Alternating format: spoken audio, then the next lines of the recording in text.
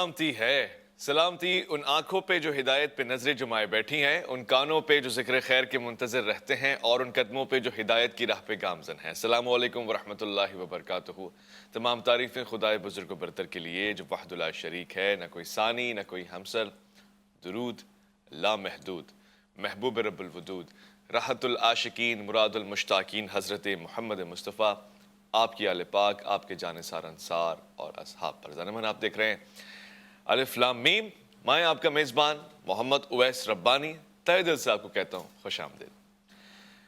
کلام ربانی، بسم اللہ الرحمن الرحیم۔ الرحمن علم القرآن خلق الانسان علمہ البیان، الشمس والقمر بحسبان والنجم والشجر یسجدان والسماء رفعها ووضع المیزان۔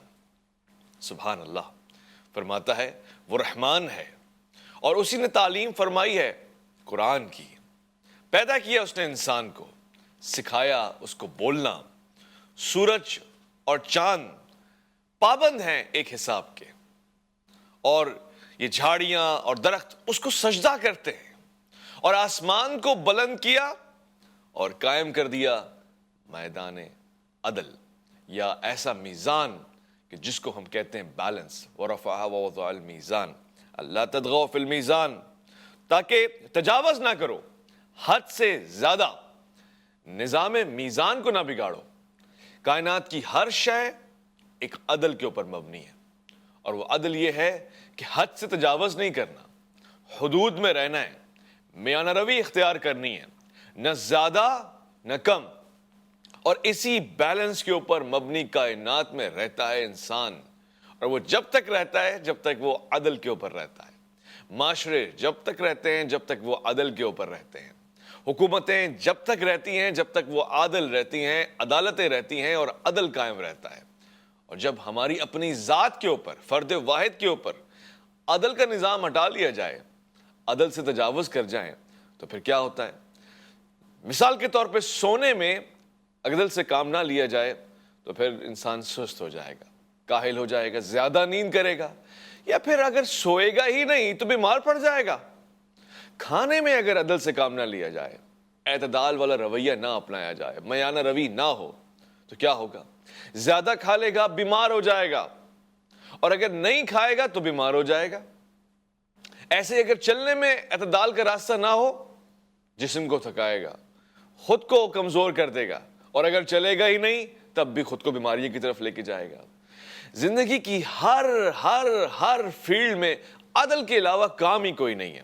لہٰذا پروردگار رحمت اور کمال رب نے، خالق کائنات نے، احسن الخالقین نے انسان کو عدل کا تحفہ دیا، اور پھر یہاں تک دیا کہ اس نے کہا کہ کوئی دشمن بھی ہو نا، وَلَا يَجْرِمَنَّكُمْ شَنَآنُ قَوْمٍ عَلَىٰ أَن لَا تَعْدِلُوا اعْدِلُوا هُوَ أَقْرَبُ لِلتَّقْوَىٰ۔ یعنی جو سامنے والا بھی ہے، فریق مخالف بھی ہے، اس کے ساتھ بھی آپ نے عدل کے سوا گفتگو نہیں کرنی ہے۔ عدل کرو کیونکہ وہ تقویٰ کے زیادہ قریب ہے۔ کسی قوم کی دشمنی بھی آپ کو عدل سے ماسوا نہ کرے۔ کتنا ضروری ہے ایک مسلمان کے لیے عدل، کتنا ضروری ہے ایک انسان کو انسان قائم رکھنے کے لیے عدل، کتنا ضروری ہے کائنات کے نظام کو چلانے کے لیے عدل۔ لہٰذا اس نے کہا کہ اعتدال والا رویہ ہونا چاہیے، اعتدال کی صورتیں ہونی چاہیے، اعتدال کا مزاج ہونا چاہیے، اور اس نے اپنے پیارے نبی رحمت عالم جاند و عالم محمد مصطفیٰ صلی اللہ علیہ وآلہ وسلم کو اتنا پیارا عادل بنایا، ایسا عادل بنایا کہ تاریخ ان کے عدل کی مثالیں دیتی ہے۔ اسلامی معاشرے میں اگر کوئی چیز بہت ہی نمایاں اور واضح نظر آتی ہے تو وہ نظام عدل اور عدالت ہے۔ خواتین و حضرات، آج ہم اعتدال کے اوپر گفتگو کرنا چاہتے ہیں، کیونکہ آج میرے معاشرے سے، ہمارے معاشرے سے، آپ کے اور میرے معاشرے سے اعتدال کی صورت غائب ہوتی جا رہی ہے۔ اعتدال کے اوپر مبنی عبارتیں مٹتی جا رہی ہیں، اور پھر جہاں جہاں اعتدال کا مزاج ہونا چاہیے وہاں زیادتی سے کام لیا جا رہا ہے، وہاں حد سے تجاوز کیا جا رہا ہے، چاہے وہ معاشرتی رویے ہوں یا شرعی رویے ہوں۔ یعنی ہم خود شریعت کے اوپر بھی اگر اعتدال سے کام نہ کریں تو کیا آئے گا؟ جبر آئے گا، اکراہ اور تکلیف آئے گی، اور حد سے تجاوز کر دینے والے خدا کو نہیں پسند، وہ فساد کرنے والے۔ میں آج کے اس پروگرام میں خوش آمدید کرنا چاہتا ہوں۔ میرے ساتھ تشریف فرمائے عالم دین ہیں، مبلغ ہیں، پیش امام ہیں، استاد ہیں، اور اسی طرح سے خطبات کے ذریعے اپنی زندگانی میں دین حقہ کی سربلندی کا فریضہ انجام دے رہے ہیں، مفتی نوید عباسی۔ السلام علیکم ورحمۃ اللہ۔ وعلیکم السلام ورحمۃ اللہ وبرکاتہ۔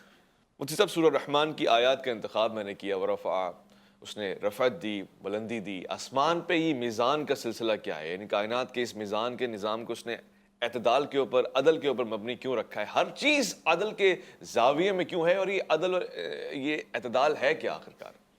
نحمد صلی علی رسولہ الکریم، اما بعد، بسم اللہ الرحمن الرحیم۔ شکریہ۔ دیکھیے، قرآن مجید فرقان حمید کی جس آیہ مبارکہ کی جانب آپ نے اشارہ کیا، جو سورہ رحمان کی آیات ہیں، اللہ رب العالمین بنیادی طور پر انصاف کو پسند فرماتا ہے۔ بے شک۔ جب عدل و انصاف اللہ رب العالمین پسند فرما رہا ہے تو پھر اس نے ہر معاملے میں ہمیں عدل کرنے کا حکم دیا ہے، سوائے ایک دو باتوں کے۔ باقی ہر معاملے میں ہم میانہ روی، عدل، انصاف، ان تقاضوں کو پورا کریں گے۔ قرآن مجید فرقان حمید نے یہ بات کی ہے، والذین اذا انفقوا لم یسرفوا ولم یقتروا وکان بین ذلک قواما، یعنی ہم بہت زیادہ خرچ نہ کریں، فضول خرچی نہ کریں، اور نہ ہاتھ روک کر رکھیں، بلکہ رب العالمین نے خرچ کرنے کے معاملے میں بھی ہمیں عدل کا دامن تھامنے کی ہدایات قرآن مجید فرقان حمید میں بڑے واضح طور پر ارشاد فرمائی ہے۔ اور پھر میدان جنگ میں جب دشمن کا آپ کے ساتھ آمنا سامنا ہے، وہ جو جملے کہے جاتے ہیں نا کہ محبت اور جنگ میں سب جائز ہوتا ہے، تو قرآن مجید فرقان حمید اس بات کی نفی کرتے ہوئے ابھی جن آیات کی طرف آپ نے اشارہ کیا، وَلَا يَجْرِمَنَّكُمْ شَنَآنُ قَوْمٍ عَلَىٰ أَلَّا تَعْدِلُوا اعْدِلُوا هُوَ أَقْرَبُ لِلتَّقْوَىٰ، کسی قوم کی دشمنی ہمیں اس بات پر نہ ابھارے کہ ہم عدل کا دامن ہاتھ سے چھوڑ دیں، بلکہ عین میدان جنگ میں بھی ہم نے عدل کو قائم رکھنا ہے۔ دیکھیے کہ اللہ کے نبی صلی اللہ علیہ وسلم آج جن حالات میں اور آپ جی رہے ہیں، کہ شہروں کے شہروں کو آج جب ہم کہتے ہیں دنیا بہت زیادہ ترقی کر چکی ہے، میں تو سمجھتا ہوں کہ دنیا اور زیادہ جہالت میں جا چکی ہے، اس لیے کہ عدل کا دامن دنیا نے اپنے ہاتھ سے چھوڑ دیا ہے، اور مسلمانوں کو اور دیگر اقوام کو بے دریغ قتل کیا جاتا ہے، اور جس کے پاس جتنی طاقت ہے وہ اپنی اس طاقت کے حساب سے اپنے آپ کو بالا کرتا ہے اور دوسرے کو پس جانتا ہے۔ اسلام کا یہ درس نہیں ہے، نہ اللہ کا یہ نظام ہے۔ اللہ رب العالمین کے پیارے حبیب صلی اللہ علیہ وآلہ وسلم نے عبادت یہ اللہ کی ہے، اور عبادت کا ہمیں جا بجا حکم دیا جا رہا ہے کہ تم تقوی اختیار کرو، تم عبادت کے ذریعے اللہ کے قریب ہو جاؤ۔ لیکن آپ ذرا غور کریں کہ سیدہ حضرت عائشہ صدیقہ روایت کرتی ہیں، حضرت عثمان بن مظعون ایک صحابی رسول ہیں، یہ بہت زیادہ عبادت کرنے والے تھے۔ اللہ کے پیارے حبیب صلی اللہ علیہ وسلم نے ان کو منع کیا، کہا کہ تمہارے جسم کا تم پر حق ہے، تم عبادت کرو لیکن سو بھی، تم عبادت تم نفل پڑھو لیکن گھر والوں کا بھی خیال کرو۔ اور یہاں تک کہ عبادت کے معاملات، آج کچھ لوگ کہتے ہیں کہ ہم دین پر عمل پیرا ہیں، وہ جی ہم 3 مہینے 4 مہینے ہم جو ہے نا وہ دین کے لیے نکلتے ہیں۔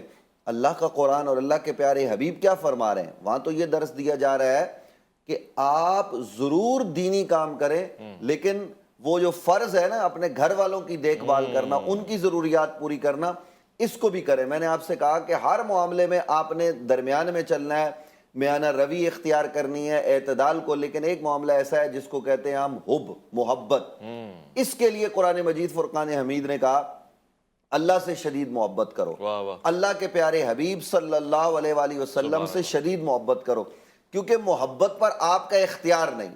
عشق اور محبت وہ چیز ہے کہ جب یہ آگ لگتی ہے تو پھر لگتی چلی جاتی ہے، لیکن یہ عشق، یہ محبت جس کے لیے اللہ نے کہا نا کہ یہ شدید کرو، اس شدت کا تقاضا بھی یہی ہے کہ ہم اعتدال کے راستے پر چلیں، کیونکہ جتنی اپنے رب سے محبت ہوگی، رب کے حبیب سے محبت ہوگی، تو محبت اس بات کا تقاضا کرتی ہے کہ ان کی بات مانی جائے۔ تو ان کی بات کیا ہے؟ ان کی بات یہ ہے کہ زندگی کے ہر معاملے، ہر مسئلے میں ہم نے راہ اعتدال پر چلنا ہے، اور جو آدمی اعتدال کو چھوڑ دیتا ہے، یعنی دیکھیے ایک سیدھی سڑک جا رہی ہے، ہمیں کہا گیا ہے کہ آپ اس سڑک پر چلیں، یہ چلنے کے لیے اس گاڑی کے لیے یا اس گاڑی کے لیے۔ جب ہم وہ چیزیں اختیار نہیں کرتے تو ایکسیڈنٹ ہوتے ہیں۔ اسی طریقے سے آپ دیکھیے کہ ایک نظام ہے ہوائی جہاز کے چلنے کا جو انسانوں نے بنایا ہے، جب وہ اس سے ادھر ادھر ہوتے ہیں، مفر سے کام لیتے ہیں، تو پھر نقصان اٹھانا حادثات پڑتا ہے۔ ہوتے تو اس لیے یعنی عدل آپ جو کہہ ہے، رہے ہیں کہ ہر معاملے میں عدل ہے، مگر اللہ اور اس کے رسول کی محبت میں شدت کا حکم ہے، اضافے کا حکم ہے اور آگے بڑھنے کا حکم ہے۔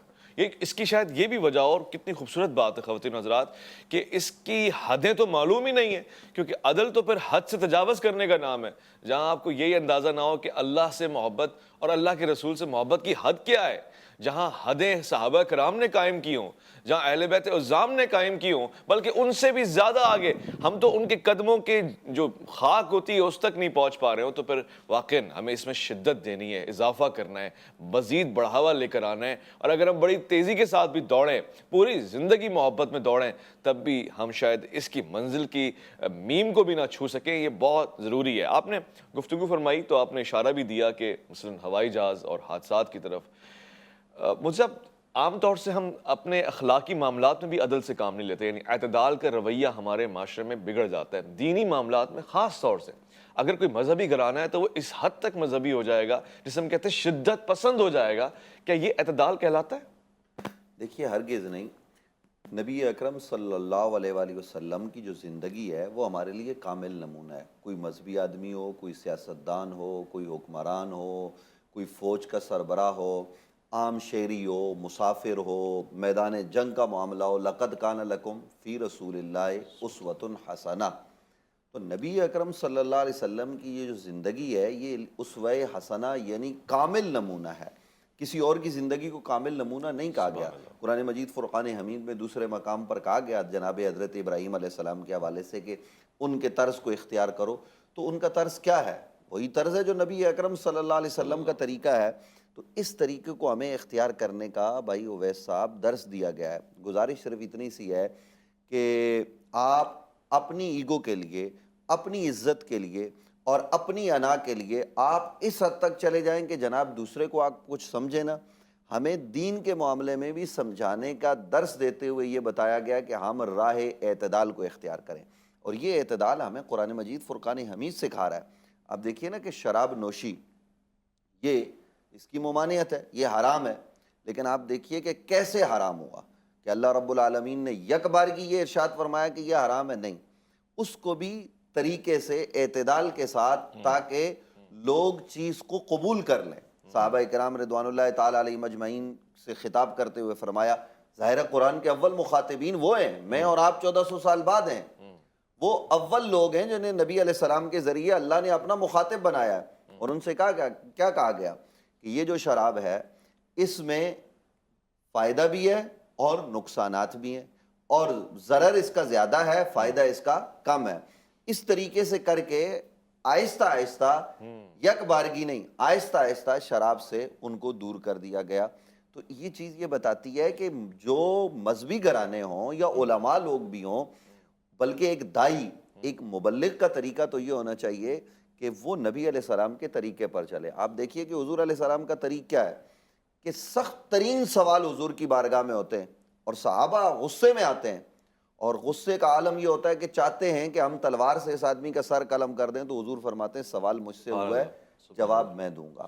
مسجد نبوی میں حضور تشریف فرمائے۔ دیکھیے کہ آج کل ابھی ہم ٹی وی پروگرام کر رہے ہیں، ایک مذہبی لوگوں کا، ہم جیسے لوگوں کا ایک مسئلہ یہ ہے کہ قوم آ کر بیٹھتی ہے تو ہم گھنٹوں پر معید خطبے دیتے ہیں۔ اللہ کے حبیب صلی اللہ علیہ وسلم کا خطبے کے معاملے میں اعتدال، گفتگو کے معاملے میں اعتدال، بہت گہری بات کیا۔ وہ اعتدال کیا ہے کہ آپ ہمیشہ مختصر ارشاد فرماتے، سوائے 2-3 مواقع کے آپ کتب احادیث کا مطالعہ کریں، نبی اکرم صلی اللہ علیہ وسلم نے طویل کلام نہیں کیا، اور وہ مختصری جامع ہوتا تھا۔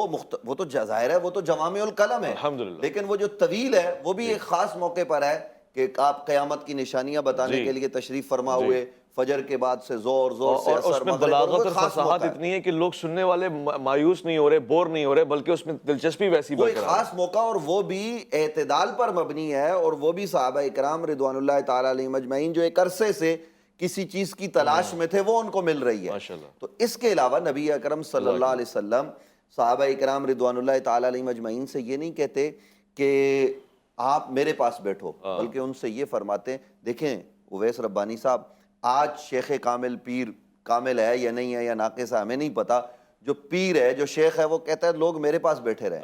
ایک جماعت والا کہتا ہے میری جماعت میں ہی لوگ ہمہ وقت موجود ہوں.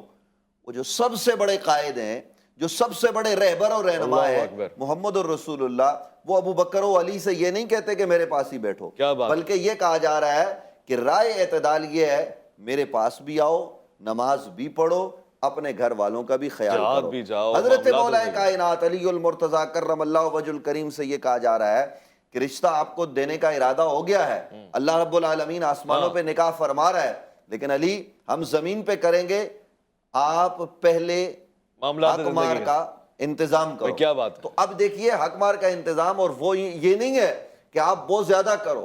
آج جتنا بڑا آج شادی بیاہ میں جو ہم بے میں اس اعتدالیاں موضوع پہ کرتے آتا ہیں، ہوں. بہت خاص موضوع ہے، خاص طور سے تقریبات میں جو بے اعتدالی ہے وہ مثالی بنتی جا رہی ہے. رفتار میں افلاک کی گردش کا تصور، کردار میں شامل بنو ہاشم کی انا ہے، گفتار میں قرآن کی صداقت کا تیقن، اور سب سے بڑھ کے تو آپ کا معیار ہے جس کے افلاک بھی جو آپ کی خاک پا ہے. مختصر سے وفا ہے. لوٹ کر آئیں گے الف لام میم میں، آپ کا انتظار ہے.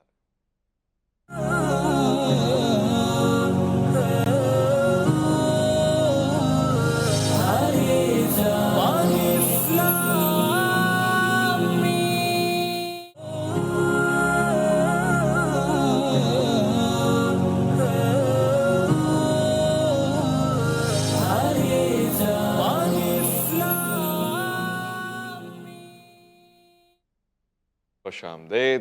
الف لام میم، صبح کا وقت. میں، آپ اور ہمارے ساتھ مولانا، ان سے گفتگو جاری ہے. اعتدال ہمارا موضوع ہے. خواتین و حضرات، دل چاہتا ہے کہ صبح صبح سورہ رحمان کی تلاوت کی جائے.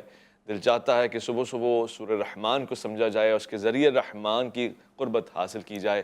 اور جب ہم آغاز میں ہی ہوتے ہیں تو جب وہ کہتا ہے، اس آسمان کا ذکر کرتا ہے اور پھر بلندیوں کا ذکر کرتا ہے اور پھر میزان کا ذکر کرتا ہے، تو دل کرتا ہے کہ اپنی زندگی میں بھی ایسا ہی میزان ہونا چاہیے، ایک اعتدال ہونا چاہیے، مزاج میں اعتدال ہونا چاہیے، گفتار میں اعتدال ہونا چاہیے، رویوں میں اعتدال ہونا چاہیے، یہاں تک کہ خرچ کرنے کے معاملات میں اعتدال ہونا چاہیے. گویا اس کو دینا تو قرض ہے، حالانکہ اس کا سارا کچھ دیا ہوا ہے اور جو کچھ بھی ہمارے پاس ہے وہ اس کی طرف سے ہے، ہم خود اس کے مقروض ہیں. مگر پھر بھی وہ کہتے ہیں تقرضوا اللہ قرضا حسنا فیضاعفہ لکم ویغفر لکم. اچھا، کمال بات یہ ہے کہ وہ قرضہ ہم سے لے رہا ہے، ہم سے، جس کے پاس ہماری اپنی جان، ہم خود اسی کی ملکیت ہیں، مگر اس کا مزاج، اس کا کرم ایسے ہی وہ پسند کرتا ہے کہ آپ اپنے معاملات میں، چاہے وہ خرچ کرنا ہو، چاہے وہ شادی بیاہ کی تقریبات ہوں، چاہے وہ رسم ہو، ریت رواج ہو، چاہے وہ اس کے علاوہ اوکیشنلی ایکٹیویٹیز ہوں، اس میں اعتدال برسیں. یہ معاشرہ مغرب کا معاشرہ ہو سکتا ہے، یا پھر وہ اسلام مخالف معاشرہ ہو سکتا ہے کہ جو کہے کہ جی ایک رات آئے اس میں پاگل ہو جاؤ، دیوانے ہو جاؤ، شیطان بن جاؤ، اور پھر صبح پھر انسان بننے کی کوشش کرو. پھر وہ آپ کا ویکینڈ آئے تو پاگل ہو جاؤ، دیوانے ہو جاؤ، اور افرأیت من اتخذ الہہ ہواہ، وہ والا مزاج، نفس خواہش نفس کی پیروی کرنا شروع کر جاؤ، پھر شہوت کی پرستی شروع کر جاؤ، اس کے بعد پھر اگلے دن انسان بن جاؤ. نہیں جی میں بڑا معتدل انسان ہوں، ایک اچھا سٹیزن ہوں. قرآن مزاج یہ نہیں رکھتا، بلکہ اس کے بالکل برعکس سے مزاج رکھتا ہے کہ نہیں، صبح شام، دن شام رات، کوئی بھی پہر ہو، سفر ہو، قیام ہو، اعتدال آپ کا مزاج ہو.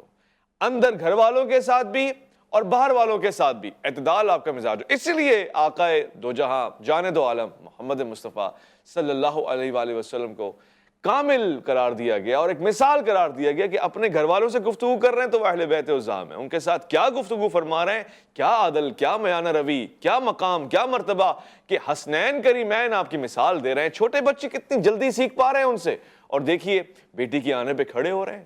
یہ پیار، یہ شفقت، یہ محبت. اور ایسے ہی جب باہر صحابہ کرام میں گفتگو فرما رہے ہیں رضوان اللہ تعالی اجمعین، تو وہ مثال دے رہے ہیں کہ کیا انداز، کیا رویہ، کہ لوگ آپ کے اخلاق سے متاثر ہو کے اسلام میں آ رہے ہیں. یعنی دین کو تو وہ بعد میں سمجھیں گے، کیونکہ اگر وہ کہہ بھی دیں کہ ہم ایمان لے آئے تو قرآن کہتا ہے کہ مت کہو کہ ایمان لے آئے، کہو کہ اسلام لے آئے. مگر اسلام کا لانا حضور کے کردار کی وجہ سے ہے، گفتار کی وجہ سے ہے. خواتین و حضرات، گفتگو چونکہ اعتدال کے اوپر ہو رہی ہے، ہمارا موضوع بھی اعتدال ہے. ہم یہ ضرور پوچھیں گے مفتی نوید عباسی سے کہ جو شادی بیاہ کی تقریبات ہوتی ہیں، خاص طور سے ہمارے ہاں شادی بیاہ تو ایک مثال ہے، چاہے کوئی مذہبی محفل بھی کیوں نہ ہو یا کوئی ایسی محفل ہو کہ جس میں وہ سال دو سال میں لوگ اکٹھا ہوتے ہیں، وہاں ہم بے اعتدالی کا شکار کیوں ہو جاتے ہیں؟ جی جہیز دے رہے ہیں تو پیسے کے اوپر لٹا رہے ہیں، نوٹ ایسے اچھالے جا رہے ہیں، یا پھر ڈھول تماشا یا خلط و ملط ہونا، یہ کیا ہے؟ دیکھیے ابھی یہ آپ نے جس جانب اشارہ کیا فضول خرچی اور ان چیزوں کے حوالے سے، قرآن مجید فرقان حمید بڑی وضاحت کے ساتھ یہ بات ارشاد فرما رہا ہے، وَلَا تَجْعَلْ يَدَكَ مَغْلُولَةً إِلَىٰ عُنُقِكَ۔ اب قرآن کیا کہہ رہا ہے؟ قرآن یہ کہہ رہا ہے کہ ہر معاملے میں آپ نے اعتدال رکھنا ہے، نہ اتنے زیادہ فضول خرچ بنو کہ اپنی گردن جو ہے نا وہ پکڑ لو، اور یا اتنے زیادہ جو ہے نا وہ کنجوس اور خرچ کرنے والے دونوں نہیں بننا، آپ نے رائے اعتدال کو اختیار کرنا ہے۔ ہمارے ہاں جو معاملہ ہے شادی بیاہ کا، ہم نے بنیادی طور پر اسلام کا نام تو لیا، لیکن اپنی عملی زندگی سے اور اجتماعی زندگی سے اسلام کو اٹھا کر ہم نے سائڈ پہ رکھ دیا۔ ہم سمجھتے ہیں کہ اسلام جو ہے نا وہ ایک پرائیویٹ چیز ہے، جس کو ہم نے نماز کے وقت اختیار کر لیا، زکوٰۃ دیتے وقت اختیار کر لیا، باقی چیزوں میں ہم شادی بیاہ میں آپ ذرا دیکھیے کہ نبی رحمت صلی اللہ علیہ وسلم نے کیا فرمایا۔ آج ہمارے معاشرے میں جس سوسائٹی میں ہم رہ رہے ہیں، یہاں پر نکاح کم ہو رہے ہیں اور بدکاری زیادہ ہو رہی ہے۔ قرآن مجید فرقان حمید نے کہا وَلَا تَقْرَبُوا الزِّنَا إِنَّهُ كَانَ فَاحِشًا وَسَاءَ سَبِيلًا، کہ یہ زنا کے قریب نہ جاؤ، یہ بڑا گناہ قرآن مجید نے قرار دیا ہے، یہ برا راستہ ہے۔ آپ اعتدال والے راستے پر چلیں، اور اعتدال کا راستہ کیا ہے کہ آپ کو یہ نہیں کہا گیا کہ آپ نفسانی خواہشات کو ختم کر دیں، بلکہ آپ کے ساتھ وہ خواہشات ہیں تو آپ نکاح کے ذریعے ان کو پائے تکمیل تک پہنچائیں، ایک کے ساتھ نکاح کریں۔ اگر آپ عدل و انصاف کر سکتے ہیں تو دو کریں، مثنا و ثلاثہ و رباع۔ اب اور یہاں پہ بھی اس معاملے میں بھی کیا کہا، اگر تمہیں خوف ہے اس بات کا کہ تم جو ہے نا وہ نہیں کر پاؤ گے عدل، تو پھر ایک ہی پر اتفاق کرو۔ ہر معاملے میں قرآن ہمیں میانہ روی کا درس دیتا ہے۔ اویس ربانی صاحب، ہمارے معاشرے میں آپ نے مذہبی محفلوں کی بات کی، دیکھیے نبی رحمت صلی اللہ علیہ وسلم، آج عجیب بات ہے، لوگ کہتے ہیں جی میٹھا کھانا سنت ہے۔ میٹھا کھانا کیا ہے؟ سنت ہے۔ میں یہ سوال کرتا ہوں، مجھے یہ بتائیے کہ یہ سنت ہمیں اس وقت یاد آتی ہے کہ جب 10 کھانے ہمارے سامنے ہوتے ہیں اور ہم ایک کھانے کی طرف بڑھتے ہیں اور کہتے ہیں کہ جی یہ میٹھا بھی کھا لیا جائے، یہ سنت ہے۔ میں دعوے سے کہتا ہوں کہ نبی علیہ السلام کے دسترخوان پر 2 کھانے دکھا دو، جس دن 2 کھانے جمع ہوئے ہوں، میں اور آپ اور یہ پورا معاشرہ، سب سے پہلے میں اپنے آپ سے کہہ رہا ہوں، ہم شادی بیاہ کی تقریبات میں جاتے ہیں، کتنے قسم کا کھانا موجود ہوتا ہے، یعنی آدمی پریشان ہو جاتا ہے کہ جی، اور سب سے بڑا اس آدمی کو سمجھا جاتا ہے اس کے ہاں جی 40 آئٹم تھے، اس کے 36 تھے۔ یار یہ کون سا طریقہ ہے؟ یہ ہم کس جہاں میں بس رہے ہیں؟ نبی علیہ السلام کے ہاں تو ایک ڈش ہمیں مل رہی ہے، وہ بھی جو کی موٹی روٹی ہے، نبی اکرم صلی اللہ علیہ وسلم اس کو تناول فرما رہے ہیں، اور آج ہم کہتے ہیں ہم مسلمان ہیں اور یہ فضول خرچی، اور پھر ایک طرف ہم کہتے ہیں مہنگائی کا طوفان ہے۔ تو یہ طوفان کیوں ہے؟ اس لیے کہ ہمارے یہاں بے اعتدالیاں بھی ہیں، ایک طرف مہنگائی عروج پر ہے، دوسری طرف فضول خرچی عروج پر ہے، ایک طرف کنجوسی عروج پر ہے کہ کسی کو اللہ کے لیے نہیں دینا، کسی کے ہاتھ دینے کا تو یہ کہا گیا نا کہ اس ہاتھ سے دو، اس کو خبر نہ ہو، لیکن ہمارے یہاں کیا ہو رہا ہے؟ یہ وہ تمام تر چیزیں جو ہم نے اسلام کو سائڈ پہ رکھ کے ہم اپنی خواہشات، اور پھر جو محافل ہوتی ہیں بڑی بڑی، پوری رات کی محفل ہے جی، نبی اکرم صلی اللہ علیہ وسلم، محفل نعت ہے تو چل رہی ہے جی پوری رات، جی نبی علیہ السلام کے سامنے محفل نعت ہوئی ہے جی، کس نے انکار کیا ہے؟ لیکن یہ بتاؤ کہ حسان ابن ثابت نے پوری رات پڑھا ہے؟ عبداللہ بن رواحہ نے پوری رات پڑھا ہے؟ حضرت ابو طالب نے پوری رات پڑھا ہے نبی علیہ السلام کی شان میں کلام؟ ہاں، جب ضرورت پڑی انہوں نے نبی اکرم صلی اللہ علیہ وسلم کے سامنے کلام پڑھا۔ یہ ہماری محفلوں میں بے اعتدالی، آپ مختصر محفل کریں، آپ لوگوں کو، اب ہمارے یہاں بے اعتدالی کیا ہے؟ بے اعتدالی یہ ہے کہ ایک آدمی نفلی کام کر رہا ہے تو نفلی کام ہی کیے جا رہا ہے، فرائض کو بھول بیٹھا ہے، پوری رات جاگ کے اگر آپ فجر نہیں پڑھتے تو یہ کون سا اسلام ہے؟ یہ کون سے رائے اعتدال پر ہیں آپ؟ اسلام ہمیں گھر سے لے کر معاشرے تک، شادی سے لے کر، اور پھر شادی بیاہ میں آپ دیکھیے کہ یہ جو بے پردگیاں ہوتی ہیں، یہ تمام تر چیزیں عروج پر ہوتی ہیں۔ کہا جائے تو جی ایک دن کی تو بات ہے، بچے تو ہیں، یہ کہاں، کس نے اجازت دے دی آپ کو؟ بلکہ مذہبی معاملات میں بھی وہ کہتا ہے رہبانیت ہمارا مزاج نہیں ہے کہ لا رہبانیت فی الاسلام، اسلام میں تو رہبانیت ہے ہی نہیں۔ اور کئی مذہب میں ہم اتنے شدت پسند ہو جاتے ہیں کہ جناب ہم نے گھر سے عورت کو نکلنا ہی نہیں دینا، ایک طرف یہ رویے، ایک طرف یہ کہ جتنی مرضی آزادی دے دو۔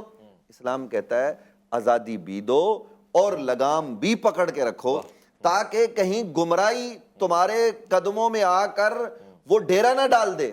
لیکن ہمارے یہاں بڑا عجب المیہ ہے کہ ہم نے اب نام تو صحابہ کا لیتے ہیں لیکن صحابہ کے طریقے پر چلنے کو ہم ترجیح نہیں دیتے. بڑی معذرت کے ساتھ یہ بات عرض کر رہا ہوں, زندگی میں نہیں ہے. مجھ سمیت ہر آدمی کہتا ہے کہ جی میں غلام صحابہ ہوں. تو صحابہ کی غلامی کیا ہے؟ صحابہ کی غلامی ایک طرف ہم یہ کہتے ہیں کہ تم ان میں سے کسی ایک کو پکڑ لو, وہ ہدایت کے ستارے ہیں, تو کسی ایک کے راستے پر چلو تو کامیاب ہو جاؤ گے. تو وہ کیسے چل رہے ہیں؟ وہ آپ ذرا دیکھیے کہ مولا علی کرم اللہ وجہ الکریم, آپ امیر المومنین ہیں, اللہ اکبر, آپ مسلمانوں کے خلیفہ ہیں, اور اس وقت آپ کوفہ میں اپنا گھر چلانے کے لیے آپ نئی بیت المال سے جو ہے نا وہ لے رہے, اپنا خود کام کر رہے ہیں. یہ وہ چیزیں کون ہمیں بتائے گا؟ ادھر جناب حضرت ابوبکر, آج ہم کہتے ہیں خزانے خالی ہیں. کیوں خزانے خالی ہیں؟ اس لیے کہ ہم نے اعتدال چھوڑ دیا ہے. حضرت ابوبکر صدیق رضی اللہ عنہ کو جب خلیفہ بنایا جاتا ہے تو وہ دوسرے دن جا رہے ہیں مارکیٹ کہ میں کاروبار کروں گا. تو صحابہ نے کہا آپ تو ہمارے امیر ہیں, آپ یہ کام کریں. انہوں نے کہا گھر والے کہاں سے کھائیں گے؟ انہوں نے روزینہ مقرر کر دیا کہ روز بیت المال سے آپ اتنے پیسے, اتنا راشن اپنے گھر کی ضرورت کے لیے لے لیں. ایک دن بیوی سے کہنے لگے کہ میں نے حلوہ نہیں کھایا, کافی دن ہو گئے, یہ جو 20 ڈشیں کھانے والے لوگ ہیں نا, میں ان سے کہہ رہا ہوں, ان سے بات کر رہا ہوں. کہ وہ کہنے لگے کہ اتنے دن ہو گئے کہ ہم نے میٹھی چیز نہیں کھائی. تو آپ کی اہلیہ محترمہ نے یہ کیا, جو حضرت محمد بن ابی بکر کی ماں ہے, انہوں نے یہ کیا کہ وہ تھوڑا تھوڑا الگ کرتی رہی, تھوڑا تھوڑا آٹا الگ کرتی رہی. مہینے بھر انہوں نے کچھ جو ہے نا وہ شیرہ وغیرہ لے کر کچھ میٹھی چیز بنا لی. تو آپ نے کہا کہاں سے آیا؟ انہوں نے کہا جی وہ جو بیت المال سے آتا اس نے میں نے اتنا اتنا الگ کیا, یوں ایک چھٹاک بھر. تو آپ نے جا کے بیت المال میں کہا کہ کل سے یہ کم کرنا. تجربے نے یہ ثابت کیا ہے کہ ابوبکر کا اس کے بغیر گزارا ہو سکتا ہے. بے دریغ قومی خزانے کو استعمال کیا جاتا ہے پروٹوکول کے نام پر. سیکورٹی ضرور رکھیں, اس کی ممانعت نہیں ہے, لیکن پروٹوکول کے نام پر درجنوں گاڑیاں, پروٹوکول کے نام پر پورے شہر کو جام کر دینا, یہ بے اعتدالی ہے. اور اس بے اعتدالی نے وہ بے برکتی دکھا دی ہے کہ ہمارا خزانہ خالی ہے اور ہم کشکول لیے دنیا کے سامنے. اگر ہم معاشرے میں حکمرانوں سے لے کر عام آدمی تک اعتدال کے راستے پر چلیں تو اعتدال تقوی کے قریب ہے. جو متقی بن گیا وہ بچ گیا, وہ بچ گیا, وہ بچ گیا, وہ بچ گیا. یعنی قرآن واضح طور سے اسی بات کی طرف اشارہ دے رہا ہے کہ مقتدی اور معتدل انداز میں مقتدی بنو, اتباع کرو اللہ کے رسول کی, اطاعت کرو اللہ کی, اللہ کے رسول کی. بلکہ میں کہوں گا کہ 18 مرتبہ اس بات کا ذکر آیا اور اللہ کے حبیب کے ساتھ آیا کہ اطاعت کرو. خواتین و حضرات, اس نے ہر چیز میں ایک اعتدال کا راستہ دکھا دیا. وَكُلُوا وَاشْرَبُوا وَلَا تُسْرِفُوا.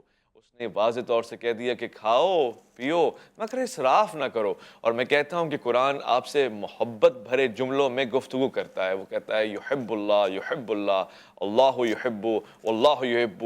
یہ مزاج حب والا ہے. اور وہ پھر بتاتا ہے کہ قانتین کے ساتھ, صادقین کے ساتھ, ان لوگوں کے ساتھ جو سچ بولتے ہیں, وہ جو اطاعت کرتے ہیں, محبت کرتا ہے. پھر وہ کہتا ہے کہ ان لوگوں سے محبت نہیں کرتا. کن سے؟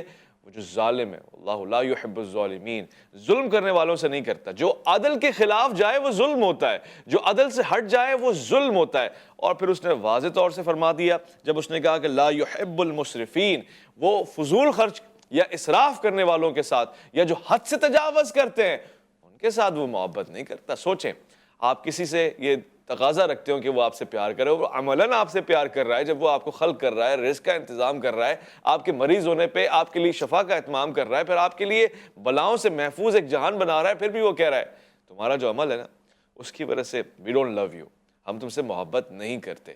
تو یہ بات کتنی گراں گزرے گی آپ کے اوپر کہ محبت کا مرکز و محور, کائنات کی محبتوں کو ایک جگہ سمیٹ لیا جائے تب بھی وہ خام پڑ جائیں گی اگر رب تعالیٰ کی محبت کا موازنہ کیا جائے. اتنا پیار کرنے والا کہہ رہا ہے پیار کے لائق نہیں ہو, پیار نہیں کرتے, کیونکہ ہم حد سے تجاوز کر رہے ہیں. اور حد سے تجاوز کرنے والوں کو پسند نہیں کرتا. یہاں تک کہ فضول خرچی کو بھی منع قرار دیا گیا.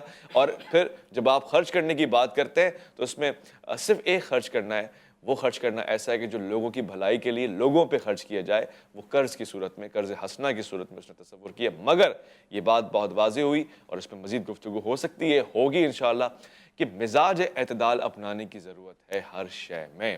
اگر میرے پاس محدود علم ہے تو میں یہ نہ کہوں کہ بس یہی علم ہے نا.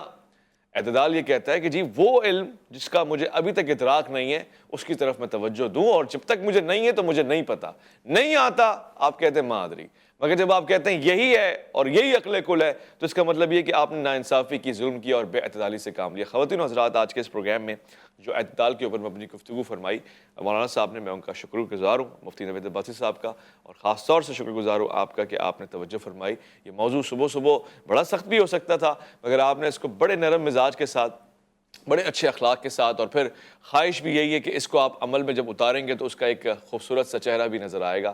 مجھ سے کوئی غلطی کوتاہی ہو جس سے آپ کی دل آزاری ہو تو معاف کیجیے گا۔ فلسطین کے لیے دعا گو ہیں، رہیں گے، اور ہمارا اعتدال والا مزاج بھی اسی بات کا تقاضا کرتا ہے کہ انسانیت کا ترازو ہے، اس کو آپ خام نہ کریں، اس کو آپ اکھاڑ کے نہ پھینکیں، اور اس کے ذریعے کم سے کم آواز اٹھاتے رہیں۔ یہ وہ چیز نہیں ہے کہ وقت کا تقاضا ہے، یہ قرآن کا تقاضا ہے، اللہ اور اس کے رسول کا تقاضا ہے، اور یہی ایمان کا تقاضا ہے، اور یہی ضمیر کا تقاضا ہے۔ اپنا خیال رکھیں گے، اپنے سے بڑھ کے خیال رکھیں گے ملک پاکستان کا۔ ویس ربانی کو دیجیے گا اجازت۔